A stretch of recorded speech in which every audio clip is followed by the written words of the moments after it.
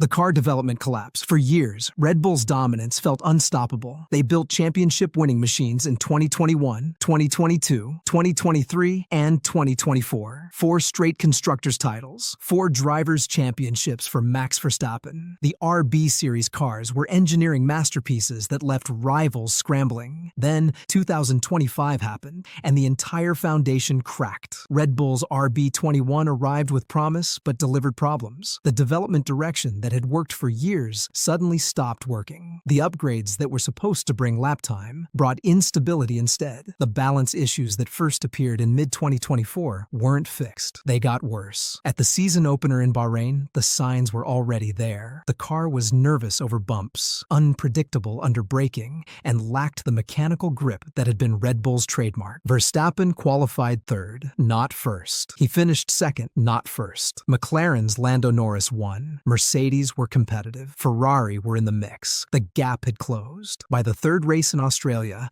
Red Bull brought their first major upgrade package. It made things worse. The rear end became even more unstable. Verstappen struggled to trust the car in high-speed corners. His lap times dropped. His confidence in pushing the limits disappeared. What made this collapse so devastating was the timing. F1's regulations were stable. Teams weren't dealing with massive rule changes. Red Bull should have been able to evolve their dominant package smoothly. Instead, they lost their way completely. McLaren, meanwhile, continued the development trajectory they'd started in 2024. Every upgrade worked. Every race, they got faster. By mid-season, the MCL39 was clearly the best car on the grid, and it wasn't close. Adrian Newey's departure at the end of 2024 finally showed its impact. The design genius who delivered championship after championship was gone, and Red Bull's technical department couldn't fill that void. Their aerodynamic philosophy, which had been cutting edge, became outdated. The car development collapse wasn't just about one bad car. It was about a team losing its competitive edge at the worst possible time. While rivals improved, Red Bull regressed, and no amount of Verstappen's talent could overcome a fundamental machinery deficit. The McLaren resurgence. While Red Bull stumbled, McLaren executed one of the most impressive turnarounds in modern F1 history. The team that had been struggling in the midfield just 2 years ago became the benchmark everyone else chased. And Lando Norris, finally given championship-caliber equipment, delivered the performances of his life. McLaren's rise started in 2023, but 2024 was when they truly arrived. By the end of that season, they had the fastest car. Norris won races. Oscar Piastri proved himself as a genuine number 2. The team's operations tightened. Strategy calls improved. Pit stops became consistently fast. Everything clicked. Then 2025 began, and McLaren picked up exactly where they left off. The MCL39 was developed with surgical precision. Every track, every condition, the car performed. Norris won in Bahrain. He won in Australia. He dominated in Spain and Britain. By the summer break, he'd already matched his entire 2024 win total. What made McLaren's package so effective was its versatility. Red Bull's cars had always been strong everywhere,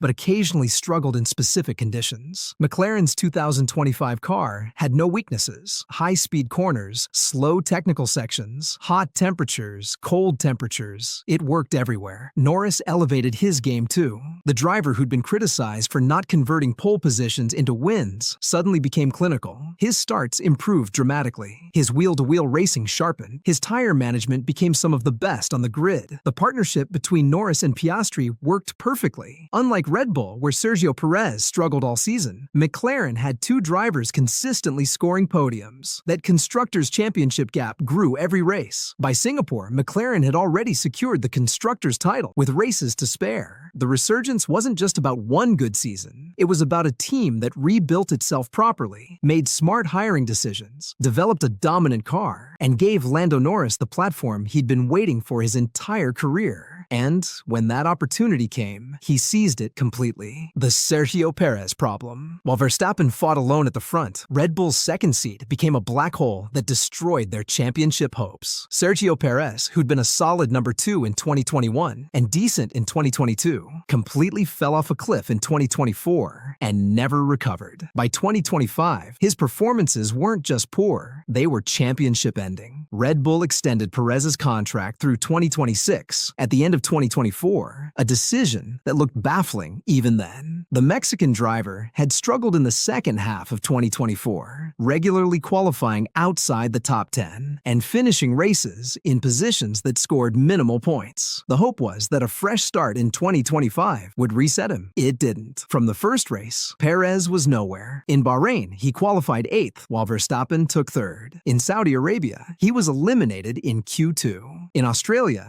he crashed in qualifying and started from the pit lane. The pattern repeated every weekend. While Norris and Piastri consistently finished 1st and 2nd, or on the podium for McLaren, Perez was regularly finishing 5th, 6th, or worse. The Constructors' Championship, which Red Bull had dominated for 4 straight years, slipped away by mid-season because they were essentially racing with one car against McLaren's 2. The frustration within Red Bull became visible. Christian Horner's radio messages to Perez grew more desperate. Helmut Marko openly criticized him in media interviews. Verstappen stopped hiding his annoyance during team debriefs, but Red Bull refused to make a change, locked into the contract they'd signed. What made Perez's collapse so damaging was the timing. In previous years, when Red Bull had the dominant car, they could afford to have a weak second driver. Verstappen would win by huge margins and bank enough points to carry the team. But in 2025, with McLaren having the faster car, Red Bull needed both drivers scoring maximum points every weekend. Instead, Perez was regularly finishing behind both Ferrari drivers, both Mercedes, and sometimes even the Aston Martins. By mid-season, the math became clear. If Red Bull had a competent second driver scoring even half of what Piastri was scoring for McLaren, the championships would still be competitive. But with Perez effectively invisible, McLaren could run aggressive strategies, knowing Red Bull couldn't respond. The Sergio Perez problem wasn't just about one driver underperforming. It was about a team making a catastrophic contract decision and being too stubborn to fix it. And that weakness cost them everything. The reliability gremlins. Just when it seemed Red Bull's problems couldn't get worse, the RB21 started breaking down. Mechanical reliability, which had been a strength during their dominant years, became a recurring nightmare that cost Verstappen crucial points at critical moments in the championship fight. The first sign came in Imola. Verstappen was running 3rd, fighting to salvage a podium from a difficult weekend, when the gearbox developed issues. He nursed the car home, but lost 2 positions in the final laps, finishing 5th instead of 3rd, 8 points instead of 15. Then came Monaco, where reliability destroyed his weekend completely. During practice, a power unit issue limited his running. He went into qualifying with minimal preparation and could only manage 6th on the grid. In the race, the same PU problems returned. He retired on lap 42 while running 4th, 0 points. His first DNF in over 2 years. Canada brought more pain. A hydraulic leak during qualifying meant he started 8th. He fought back to 4th in the race, but the car that should have been on the podium was fighting for scraps. In Belgium, an energy recovery system failure in qualifying left him starting 11th. He recovered to 3rd by the race end, but Norris won and extended the championship lead. Every failure, every technical issue, every reliability problem handed points to McLaren and Norris. What made these problems so frustrating was their unpredictability. Red Bull's previous cars had been bulletproof. The RB18 and RB19 barely had any mechanical issues. When Verstappen started a race, you knew he'd finish, but the RB21 felt fragile. Red Bull's engine partner Honda was also in their final season before the 2026 regulation changes. Development resources were split between fixing current issues and preparing for the new power unit rules. The result was a power unit that was neither the most powerful nor the most reliable on the grid. By the time Red Bull fixed the reliability issues in the final third of the season, the championship was already slipping away. Norris had built an insurmountable points lead. The damage was done. The reliability gremlins didn't just cost points. They cost momentum, confidence, and ultimately the championship. The strategic blunders. Even when the car was working and Verstappen was pushing at his limit, Red Bull's strategy department repeatedly threw away points through baffling decisions that left everyone questioning what they were thinking. The team that had executed flawless strategies during their dominant years suddenly looked amateur. Spain was the first major disaster. Verstappen started second behind Norris. The race was tight, and tire degradation was higher than expected. McLaren brought Norris in early for his first stop, covering off potential undercuts from behind. Red Bull left Verstappen out on dying tires for 3 more laps. By the time he pitted, he'd lost lost so much time that he rejoined in fourth behind both Ferraris. He fought back to second, but the win was gone. Silverstone was worse. Rain threatened throughout the race. McLaren read the conditions perfectly, keeping Norris on slicks at exactly the right moments and switching to intermediates the lap before the heavy rain arrived. Red Bull panicked. They brought Verstappen in for inters too early when the track was still dry. He had no grip, got passed by multiple cars, and had to pit again for slicks. Then, when the rain actually came, they left him out too long. He dropped from second to seventh. Norris won. Verstappen finished sixth. Hungary produced another strategic nightmare. Verstappen was running second and pushing Norris hard. Red Bull had the opportunity to go aggressive with an early stop and try the undercut. Instead, they waited. McLaren reacted, brought Norris in first, and covered the position. When Verstappen finally stopped, he rejoined behind Norris with no time gained. The race was over. In Austin, Red Bull split strategies between their drivers, which would have been smart if Perez was actually competitive. They put Verstappen on a two-stop strategy to challenge Norris's one-stop, but Perez was running so far back his information was useless. Verstappen pushed hard on the two-stop, made it work, but McLaren had already anticipated it. Second place again. What made these errors so painful was that Verstappen was driving at an incredible level. He was extracting everything from an inferior car. But strategy is a team sport, and Red Bull's strategists were consistently outthought by McLaren's.